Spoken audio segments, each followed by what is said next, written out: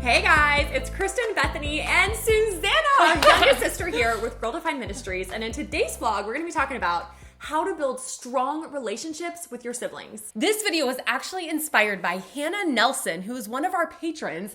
And we posted on there just for patrons only, asking them for ideas of vlogs that they wanted to see. And she said, how about a vlog on how to invest in your siblings' lives, whether they are still at home or not? And we thought that's a great idea because sibling relationships can be often so hard. So thank you, Hannah, for this idea. This one is inspired by you. Most of y'all know that we come from a really big family, but some of you might not know that there are actually 8 kids in our family. So Susanna's the youngest. How old are you? I'm 15. 15, and then the oldest is now 34. So there are a lot of people in our family and a lot of siblings. And you know what? We're not all the same. We have very different personalities, very different likes, very different interests, hobbies.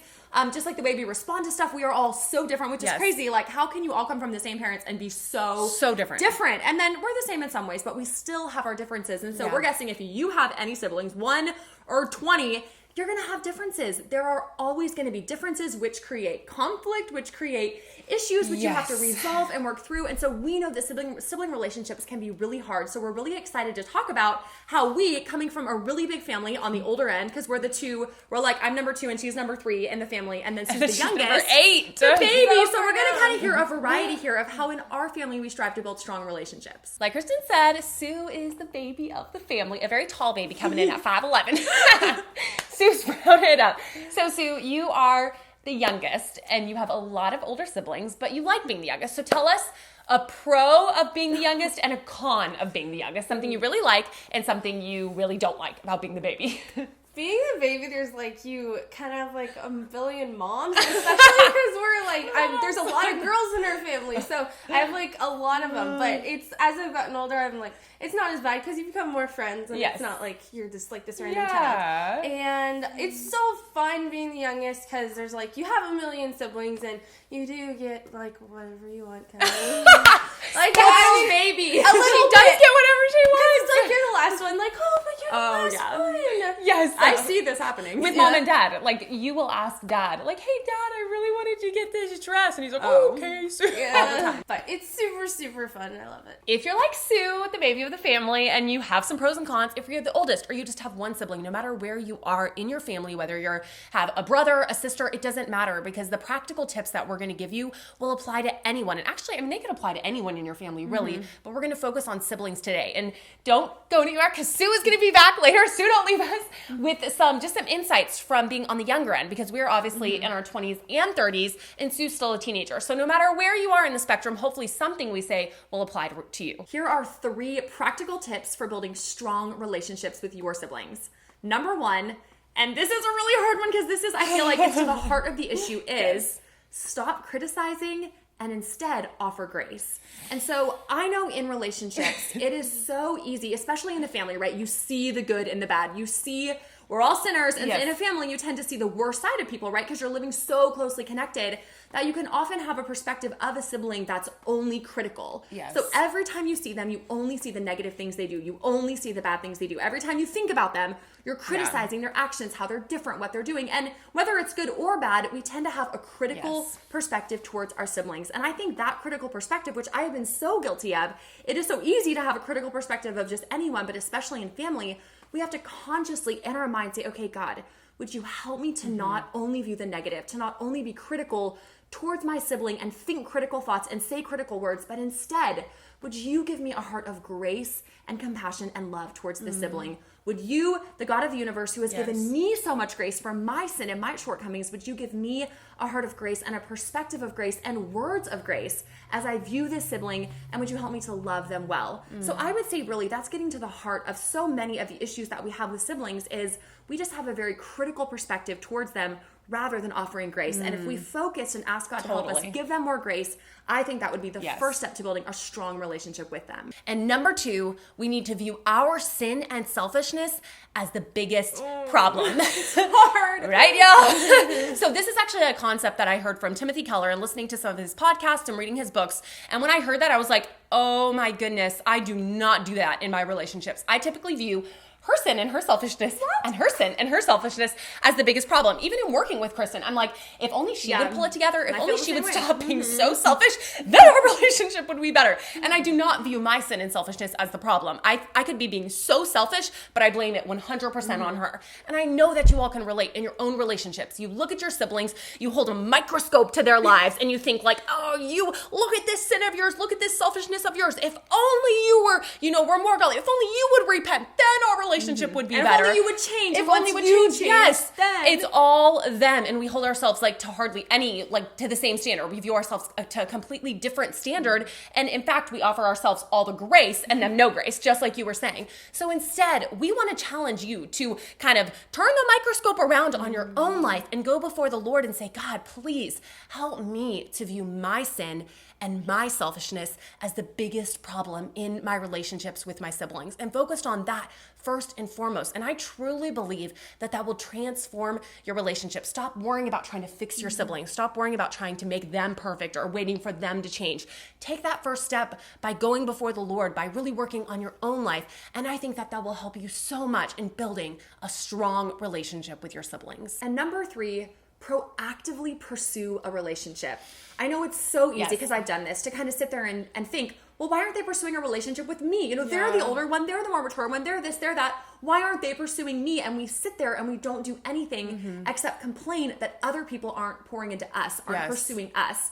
And so, you know what? We can't change how other people act. We can't change how they behave. But what we can change is how we respond, and we can change our own actions. And so we really want to challenge you to be proactive and to pursue a relationship with that sibling that you're thinking of right now, like, oh, so-and-so. Like, no, I don't want to do that. So hard. And you can start small. We understand that some relationships can be so rocky, but you can start small. It can be a small thing like, maybe you never even talk to them. You can start by just slowly texting them, having a conversation, eventually inviting them out to lunch, maybe growing from there. So take small steps of action to intentionally say, I want to build a relationship with this person, so I'm going to be proactive each week to take small steps to do that. That wraps up the 3 practical tips that we really wanted to share with you. And we're going to end with our youngest sibling, Sue, by asking her a question because, like we said, she's the youngest of 8. So she has a lot of older siblings. And I know sometimes if you're on the older end, you can feel like, does it really make a difference if I invest in my sibling? Like if I pour into them or pursue them, like, is it really going to matter? Do they even care? They don't even care. So we thought, we have a young one on camera right now. We're going to ask her, Sue, with 7 older siblings, how have your relationship with them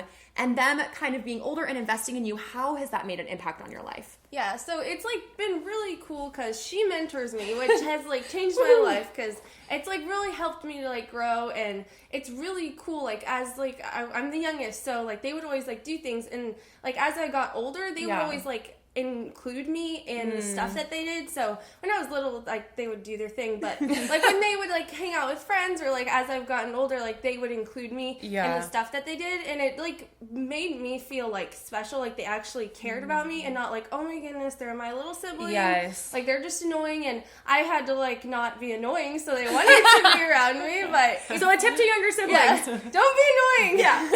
So it's been really cool because her mentoring me has really changed my life, because now she's helping me grow, and it's been super helpful. And what does that look like? Because they're going to wonder, she mentors you. Can just give a nutshell of what y'all's mentoring relationship looks like. So she, we meet every 2 weeks now, but we used to meet every week. And back in the day when you were younger, a little more mentorship was needed. But we go through books. So right now I'm going through a book, and I'll read a chapter each week and then write down what I learned, and she'll give me verses to memorize, and then we'll get together and I'll share with her what I've learned, and she'll tell me oh, you kind of probably should work on this. I see that's a struggle.